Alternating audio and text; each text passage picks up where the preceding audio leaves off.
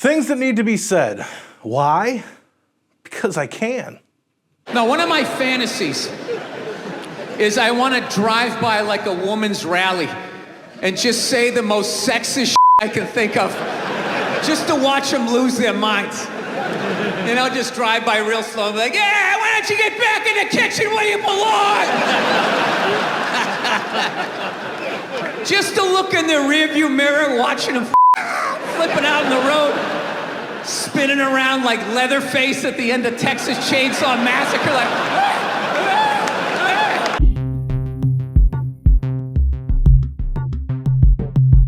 Hey everybody, your resident man in black is back again for a new edition of the best kept secret in the conservative movement right here on MRC-TV. I'm Nick Kangadis. Really quick, head on over to Rumble, subscribe to our channel, and hit that like button. And no matter where you watch our videos, please share, like, and don't be afraid to leave a comment. I actually read what you guys have to say, and I occasionally respond, so don't be shy.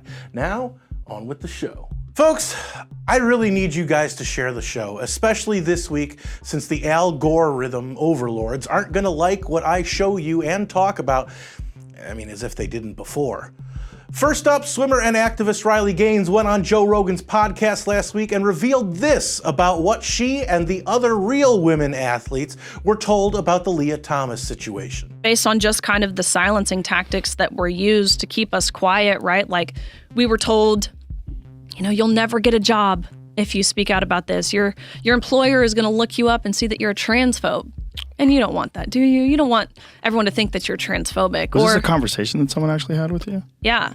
We had to go to training, Joe, to learn how to accept that you're being cheated.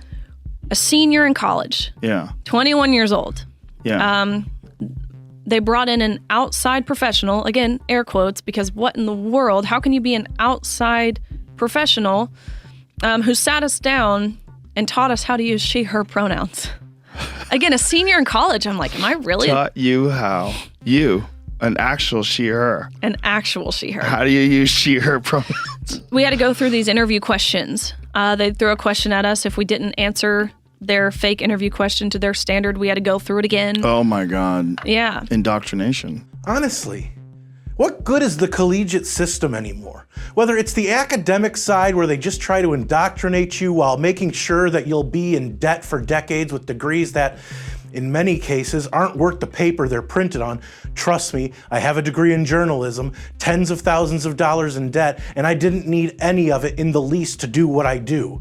They didn't teach me anything I didn't already know, and most times I was more intelligent than my professors.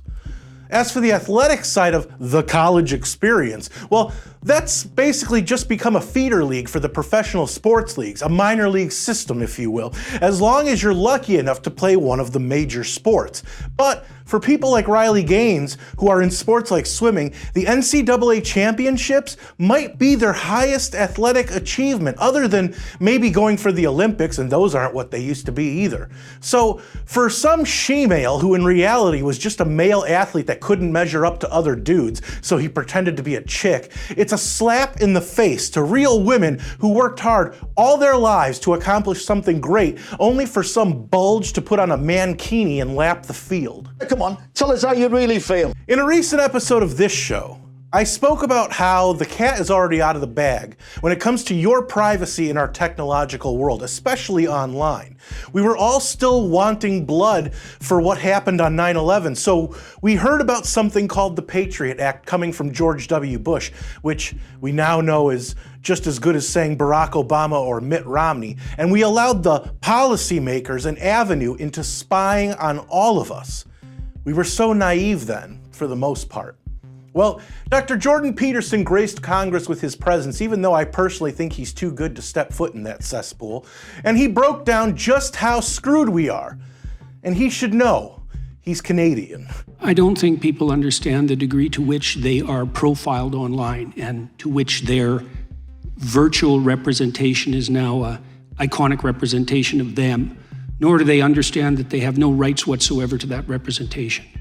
So for example, let's say we turn our information about our purchasing habits over to the bank when we open a bank account. 30 years ago, that wasn't such a big problem.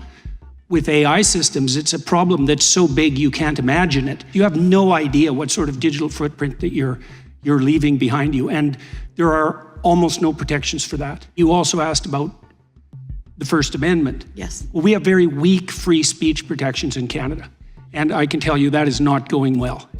And so the combination in my country, the combination of that and the invasive technology that we're producing at a rate that beggars the imagination, produces a threat to the integrity of sovereign citizenship, the likes of which has not yet been experienced. You know, when pretend journalists see mass layoffs, especially on the left, we all like to joke, learn to code. But as pointed out in a recent South Park special, people really need to begin learning how to fend for themselves away from technology. Hunting, building, farming, fixing things. It's all well and good to learn about technology and be good in your field if that's what you do. But if you don't have the know-how and you can't tell a garden hose from a carburetor, or you simply won't be able to afford the exorbitant prices handymen will charge because there's so few of them left, then you're screwed. We, and I'm in this boat to a degree as well, need to begin to learn to walk away from the screens, phone, computer, and TV, and learn what life is again. Looking down, could you two look down at the baby Jesus? Okay,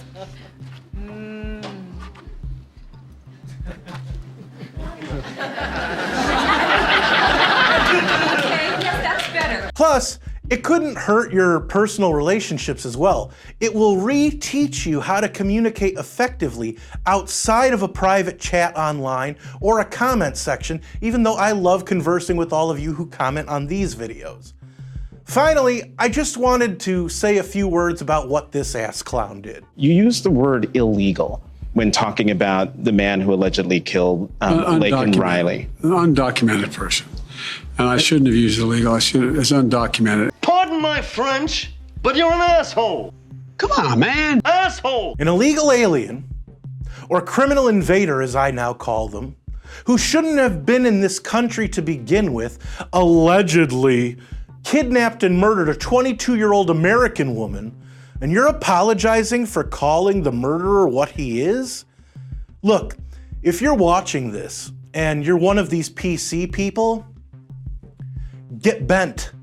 I don't care about your feelings. You've never cared about mine. You only care about correcting people and replacing reality with your own religious cult vernacular. I won't do it. Put me on a list. Cancel me. Frankly, my dear, I don't give a damn. I've been called names you can't even imagine by these very same tolerant people, and you don't see me calling for their removal from society. Well, unless they're communists, in that case, send them to whatever authoritarian hellhole they think is better than the US. But they never leave, do they? And that's the irony, ladies and gentlemen. They'll constantly badmouth what a horrible place the US is, but then in the very next breath say that no one is illegal and that they should all just be welcomed with open arms into this country, no questions asked. Well, if this country is so horrible, then why would you want them to come here? That makes you the bad guy, doesn't it? I've got an idea, hear me out. How about we take all these communists who always say they'll leave the US if they don't get their way, deport them to countries in which the most criminal invaders come from, and have them fix up those countries so those people don't feel the need, or are compelled to, come to this country. Hey, I like that! Oh, I like that, Johnny! I'm gonna use that! You want to come here legally? Great. I'm all for it. But there needs to be a limit to how many people we legally let into the country as well. I'm sorry, I'm tired of it. You can't follow the laws, which if we did what they do in their home countries, we'd be jailed or killed. Then stay where you are. And don't get me started on the fact that these countries are emptying their prisons and sending them to the US. That's a story for another day. And that's all I have to say about that. So, will the algorithm continue to stifle this show, or will it recognize that these were things that needed to be said. Let me know in the comments, where I do read most and reply to some. And don't forget to subscribe to our channel on Rumble and hit that like button. If you like this video, don't forget to share, comment, and give it a thumbs up. Those are the best ways to help these videos reach more people, and it's the best way to let us know you want us to keep these videos coming. Subscribe to our channel and hit that notification bell so that YouTube might actually let you know when MRC-TV comes out with a new video if they haven't censored it or taken it down yet. Like us on Facebook, check out more of our work at MRCTV.org, and if you want to support our content and the conservative movement, head on over to MRC.org/donate to help us out, since we're a nonprofit and couldn't do what we do without all of you. For MRC TV, I'm Nick Kangadis.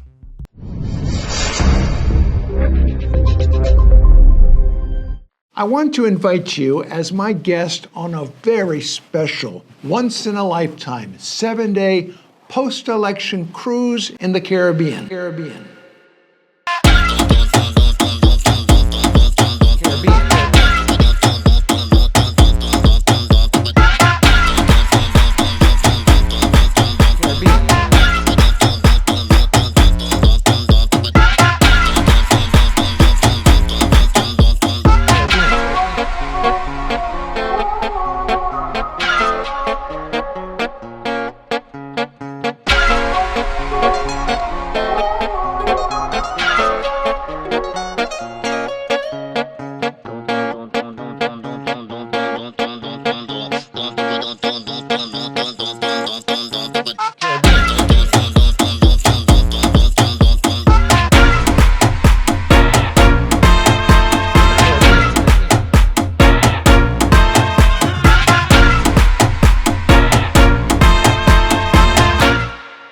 It's going to be a blast.